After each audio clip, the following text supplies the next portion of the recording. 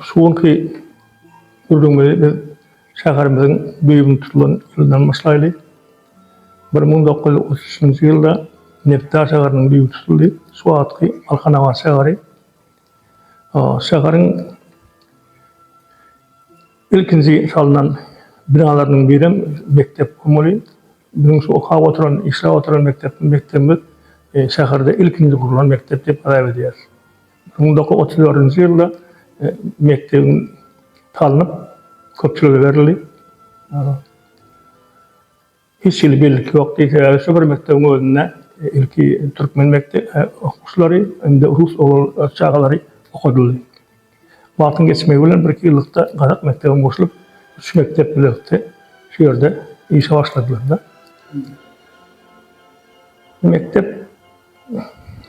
Mektepde emseme direktorlar işlediler.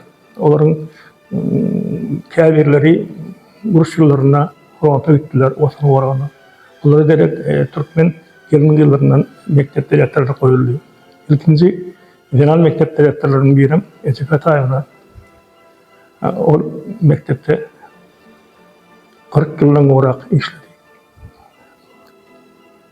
Mektebimizde menim şu mektepde 56-njy ýyldan beri işläp gelýän, 1956-njy ýyldan beri şu işläp gelen döwründe mektepdeki edilen işler köpçüligiň arasynda goldanulyp mektep magtumlygyny atyny takmakdy nasip görüşipdi, maksus gördük. Bizim mektebimiz Beýik Pragynyň adyny büýük bilen göterýär. Şonukda nazardan hem häzirki wagtda Alhanawa şäheriniň daşary ýurtlaryny çoňlaşdyryp öwredýän ýeri-teleferilen ikinji orta mektebi Türkmen şygyriyetiniň peýalwany, Türkmen şygyriyetiniň iň naýbaşy hasaplanýan Mahtumly atamynyň adyny göterýär. Doğrudan hem mektebimizin beýik akyllar şahyr Mahtumly Pragynyň adyny göterýänligi bize buýsandyrýar, beýendirýär. Şeýle mektepde işläp halal dähmet çekmek hem bize buýsançly, gowançly hasap edýär. Mahtumly diýilende şeýle bir umumy adamzat şahyry, dünýäniň akyllary, döredicilik äleminde özüniň dörediciligi bilen tapawutlanýan beýik akyllar şahsiýet görüňe gelýär. Wagtyň geçmekligi bilen şäher ulalýar. Şäher ulalykdan şäheriň iň uly şahy ýolakymda Mahtumlyň adyny şoňa takdylar. Bir şäherniň öwünden geçen kapdylar koşady. Onun kakasy ýoldan aladyň ady takyldy. Mektep Mahtumly Pragynyň adyny göterenden soňra onuň büýüstüni ýa-da uly ýadygarlygy oturtmak niýetimiz boldy. Mektebin öwündäki bar görşäler, şoň öwündäki bir heýkel oturdy. O heýkeliň oturulan 1986-njy ýyl oturdy. Heýkel şu Mahtumlyň adyny göterýän mektebe sowgat hökümine berilen 1986-njy ýylda heýkeli Aşgabat şäherinden getirilip oturuldy. Bu oturulana bir has degenlik ogulmy köpçüligi bolup, bu döwletlerini awatlaşdyrdyk, bölekdik. 90-njy ýylda hakykatdan Kalmet Nisrul tarapyndan hat takyldy diýip hat geldi. Muny biz uly howaslan degenç bilen kabul etdik. Heykeli Aşgabat şäherinden 2 sanak heykel taraşla geldi. Sizin mektebiniň Mahtumlyň adyny götürýän eken. Şoňa mümkin bolsa ýadygarlyk ýüst oturtjak bolýar. Näderek ýarda edýärler. Mektep direktory Kuramaat Amamrat onu kelle goldadylar. Oturtdyk. Agarty bir hepden soňra da kapdylaryny baga ekstrdik. Endi oturuşyň hormatyna şol uly ýynaşyk geçirdik. Türkmeniň agoýurundan dikip oňa öwünden kapdylaryna koştum, Mahtumlyň goşdary okady, suratlary heýkelleri getirip oturdy. Köp adam gatnaşdy. Şeýle Mahtumly Pragynyň ýyllar şeýle eden arzularyny amala aşysyny degenip koşup ýazdyk. Oyunun otukları kuş tepdiler.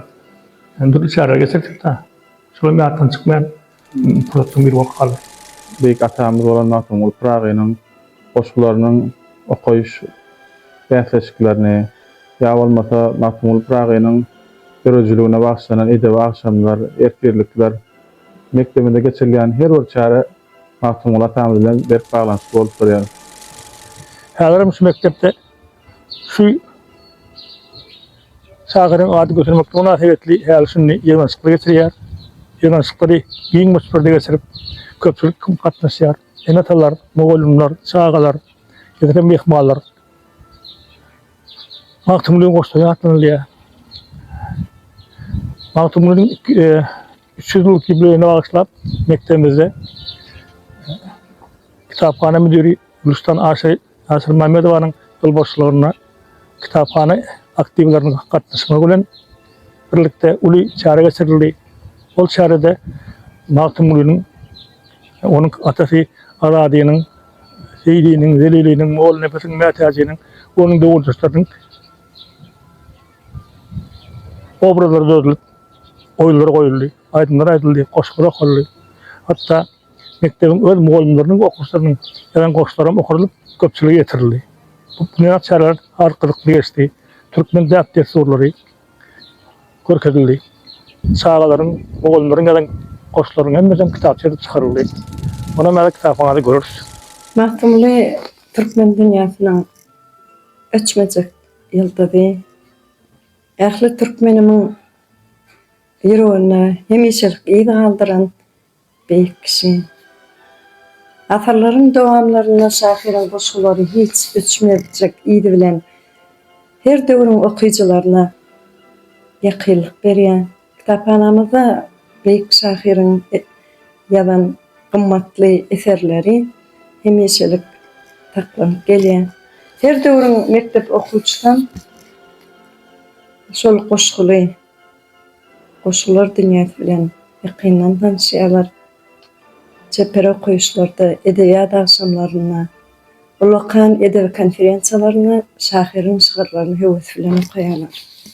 Şahyra ulu hormat, ulu sag bolsun, ähli netliň adyndan hiç açan öçmejek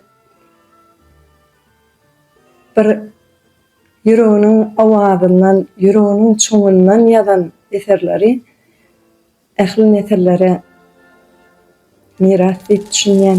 Bilim ýylynda geçirilen mektep açık kaplar gülleri şu kadar 3 ýyllyk wagt geldi bizinki. Şonu şäher boýunça hatta vilayatlardan mehmanlar geldiler.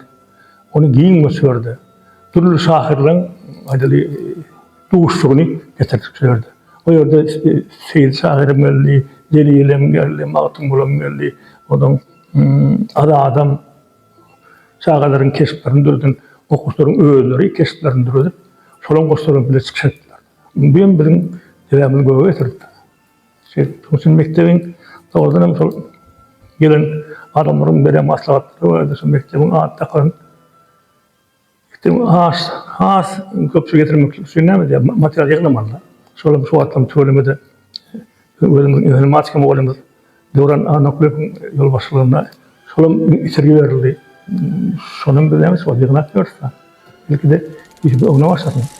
Mahmul Pragynyň şygyryetine, onuň dörejligine bagşlanyp bir näçe dörejilik bäsleşikleri, ýaş mugallimlaryň, okuwçylaryň arasynda dörejilik bäsleşikleri galy bersede özüm Mahmul Pragynyň edebi mirasyny öwrenmekde bir onun şygyrlaryny ingilis diline terjime etmek boýunça talip ýyllaryndan bäri gyzyklanıp gelensem, häzirki wagtda okuwçylar bilen bir hatarda Mahmul Pragynyň bu dörejiligi bilen içkin gyzyklanan alymlar, dilşinaslar, galy bersede terjimeçiler barada bir näçe dörejilik duşlaryny geçirýär. Şäherimiziň hem-de welaýatymyzyň galy bersede döwlet derejesinde, ýurt derejesinde tanalýan şahyrlar bilen bir hatarda edebiyat akşamlaryny geçirýär, olar bilen duşýar. Mektep okuwçylaryny Türkmen halkynyň milli lideri Rahman Arkadagymyň, hormatly prezidentimiz Arkadagy Rahman Serdarymyň bir häl ünläp durýan halifa şäherlik görewesini nusga edinip şu işler geçirýär. Mahmul Pragynyň tapaklarymyzda Mahmul Pragynyň terjime edilen eserlerini bir iň kyn çylşyrymly alınan 19-njy asar 18-nji asarda değişli sözleri onun sapaklarda mesela misal üçin alanymyzda William Shakespeare'in ya bolmasa Alexander Sergeyevich Pushkin'in döröjülügi geçilenine Mahtumula Tamadyň döwründäki sözleri bilen gadymy ingliz sözleriniň, gadymy rus sözleri bir utgoşdyrylyp, deňeşdirilip, olaryň değişdirmesi barada hem söz açylýar. Hakyky batançy jahan geçte dünýä şygyrnamasynyň beýikleriniň biri, türkmen şygyr şaglygynyň şahsy beýik akyldar Magtymly Pragynyň halkymyzyň ýüregine, aňyna kalam dürüstlügi bilen barada aýdyp geçmekçi. Şahyryň şygyrlarynyň özeni o zaman toprağımızın mehribarlığından, gayratlılığından, şunluğundan yordumu yetip, kanatlanıp, beyen titesi bilen asırların zulmüsünden beri şu gülür mesele yaşap gelýär. Türkmenler bağlasak bir yere bili, uğurlar kuluğu müdderiyayın iyili, teke yomut koyoklan yadır aliyili, bir duvata kulluğu istek bäşemiz. Bu setirler şohratlı geçmişimizin, bahtiyar şu günümüzün, şanlı geleceğimizin ovazı olup, asırların, nesillerin kalbına kelim tekrarlarımızda, yaşlı yaylalarımızda yanılanıp dur. Ömrünün ähli pursatyny mehriban iline bagışlan akyldar şahyryň bitiren hyzmatları gaty uludur. Halk bilen bagly badasyny Magtymly Pragy ähli durky bilen garaşly türkmen döwletini döretmek bardaky arzuwy bilen ýaşapdyr. Bu arzu amala aşdy. Beýik halkymyz Magtymly Pragynyň pendini durmuşyň kanuny hükmüne berk we aýaly tutup gelýär. Hut şoňa görä şahyryň insaflyk, päklik, erkinlik, adalatlyk ýaly mum adamlar täkbitli felsefe garaýşlary baş kanunymyza, müdimi türkmen topragyna, halkymyzyň kalbyna şuňdan siňmegi başardy. Şahyryň kämillik mektebinden uralyp, onuň şuň felsefesine, şygyr ummandaky äärtligine uly hormat goýan bagtyar halkymyz, bagty nesillerimiz bugünkü gün ömrüniň manyly mezgillerini nazarlaýar. Kahraman arkadagly kahraman serdarymyz, garaşly döwletlik taglamatyny belente tutup, Magtymly Pragynyň watan sözlüğini dowam etdirýän kämil şahsiýetlerdir. Birinçi elimizdäki kitabam Pragynyň gaşyna atly kitaby. Birin mektebimiziň mugallimleriň, okuwçylaryň, ýa-da goşlaryň toplumy. Kitap etip çykardy. Magtymlynyň döredijiligi diňe bir edebi mirasel, eýsem halkymyzyň ruhy dünýäsiniň, agdybirliginiň we döwletliginiň togudyr. Şahyr 18-nji asyrda ýaşap geçen hem bolsa, onuň felsefesi ähli döwürler üçin döwrabatdyr. Ol öz goşgularyna halkyň arzu hyýallaryny, adalatly we insanperwerligi dawarlandyrýan şahyr. Şahyryň iň uly arzuwy türkmen taýpalarynyň bir soprada jemlenip, garaşly we kuwatly döwlet gurmagy bolan. Onuň berkarar döwlet islerini ýen setirleri, şu günküne biziň gahrman arka dagly serdarymyz bilen amalaşan beýik hakykatymyzdyr. Çağa terbiyesini her bir türkmen halkynyň her bir maşgalatyny çağa terbiyesine uly üns berýär. Hut şoňa görä Magtymly Pragynyň goşgularyny çağa milli terbiýe, milli edep terbiýe bermeklikde uly ähmiýeti bardyr. Çağanyň ilk döwürden ösüşine täsir edýän goşgularyny düşen güllerim, yetişdiň ýaly goşgulary terbiýeçilik ähmiýetiniň bardygy şu goşgulary çağalary öwredenmede duýsaň bolýar. Çağa eneden doglandan ilkinji günden başlap ene hudusinin, ene mehrinin, ene hudusinin şirin owazy bilen terbiýelenýär. İlk wagtlarda hem adamlar öz çağalaryny molla berip okudyp, olar medreselerde okudyp, edepli, ikramly terbiýeli ýetişmekleri, oňat adam bolmaklar üçin elinden maryn eden bolsalar, şu wagtky güllerde hem biziň çağalarymyzda türkmen halkyna esasan hem türkmen halkynyň her bir maşgalatyna çağa terbiýesine uly orun berilýär. Hiçek bolýan adamdan Magtymly Pragynyň döredijiligi özüniň köp taraplylygy sebäpli, hatta kiçi yaşlı, orta yaşlı, ulu yaşlı mektep okuwçylaryny da edep kadalar öwretmeklikde giň terbiýe mekdebi bolupdyrýar. Ine birinji sınıflarda eýem harplyk döwür geçirilenden soň gysgaça tekstler öwredilenni. İlkinji sadece tekstlaryň içinde Mahtumul Prağı diýen tekst geçilýär. Şonda da eýem bir çağalar bagyndan Mahtumul Prağynyň goşgularyny öwrenip gelen bolsalar, bir eýem Mahtumul Prağı barada sadece ýönekeýde düşünjeleri öwredip, ikinji, üçinji, dördünji sınıflarda şol düşünjeler hassa kämilleşdirilýär. Birinji sınıfda Mahtumul Prağı tekst geçilenni näme üçin onuň adyna Mahtumul daklandygyny bilmek çağalar üçin hasem gyzykly. Ine şu çağa dünýä iýenenne Döwlet Mehmet Aradynyň özüniň bir dogan oklaşan dosty Selim Mahtum dosty öýlerine mehmançylyga gelýär. Şonda bu çağany Selim Mahtumyň gujagyna berip, şoňa bu alkyşly arzuwlar edýärler. Bu çağa hem şu akıldar alymlar ýaly bolup şoňa meňzetirler. Şolaryň edim gylymlary, işlerini dowam etdirsinler diýip ýagşy arzuwlar edip, şoňa Mahtumly adynyň taklandygyny çağalara ýönekeýje sadece dille düşündirilýär. Eýem ulu sınıflarda hem Mahtumlynyň döredijiligi hassa giňden öwrenilip, o döredijligini öwrenilenni onuň temasyna goşgularynyň diňe bir temada däl eýsem türlü temalarda bolanlygy üçin Mahtumlyň goşgularyna watany söýmek, il halka wepaly bolmak, watany wepaly bolmak, agzybirlik, ahdudalyk, enata, ulukça hormat, batyrlyk, gahrmançylyk, edermerlik, arastatçylyk, gizgelilere uyut, oglanlara, yigitlere mertlik, edermerlik barada aýdylýarlygy diýen öwredilýär. Şol bir sany ine 4-nji sınıflarda Mahtumlynyň döredijiligi barada giňişlen öwredilip, aýdym tapagyna hem onuň goşgularyna döredilen aşederseni, il bilen ýaly goşgularyna döredilen aýdymlar hem öwredilýär. Mahtumul Pragyny öwrenen alymlar Aleksandr Koçkonyň ýa-bolmasa Yusuf Azmonyň Britaniýaly şahyr Brian Aldison alyp baran işlerini, olaryň Mahtumul Pragynyň bir eden Mahtumul Pragydan eden bir terjimelerini bir deňi türkmen dilinäki nusgasy bilen deňeşdirip, olar ýaşlara ýetirýär. Tapaklarymyzda olaryň hatta metaforalary, meňzetmeleri, bir çeper stilistik serişlerini ne derecede ulanlanmasa, olaryň göçme manada daşary ýurt dillerini hem näkidirek beýan edilýänligi bilen okuwçylarymyza hälçini ýetirip durýar. Bundan başga da türkmeniň akyldar şahyry Mahtumul Pragynyň ýadyny ebedileşdirmek boýunça okuwçy döwrümizden bäri özüm Balkana şäheriniň Mahtumul adyny ýürütülüşinden ikinji orta mektebine okuwçy ýyllarymam şu ýerde geçensem, şu ýyllardan bäri mektebimiň diwarlyklaryna hem Mahtumul atamyň dörejiligininden, onuň şygyrlarynyň bir näçe dana sözleri, parasatly jümleler her giremizde çykamyzda bir görýärdi käbir kwatda hem şol ýol dowam edýär, bu bolsa dowam diýmek. Gahrman herdarymyzyň, hormatly gahrman arkadarymyzyň döwrüň çağalaryna, döwrüň uly kişilerine, şahyryň döredijiligine giň ýol açyp bereligi biziň hemmemize begendirýär.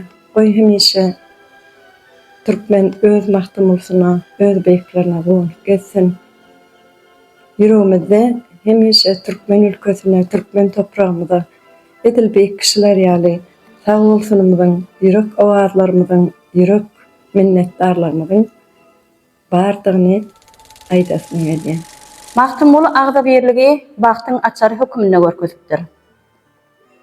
Pragynyň goşgulary ahlak mektebi, ol ýaşlary wepalylygy we merdanalygy, ulyny fiýlamagy, kiçigini edizlemäge, ilm bilim öwrenmäge çagyrýar.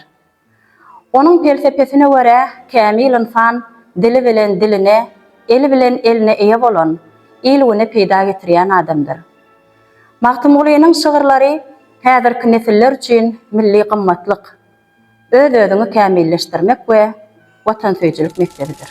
Häzirki wagtda hem Mahtumlynyň eserleri diňden çağalar edep terbiýe bermekde uly ähmiýete bolanlygy sebäpli giň gerim alýar. Munyň şeýledigini bolsa biziň ýurdumyzda hormatly arkadalyk gahrman herdarymyzyň hem Mahtumul bayraklarynyň döredilmegi, olaryň yıllar bilen bağlanşyk atlarynyň dakylmagy Magtymul Pragynyň edebi mirasyny mundan meýlekdi. Yıllan yıllara, asyrlardan asyrlara geçecekdiginiň subutnamasıdyr.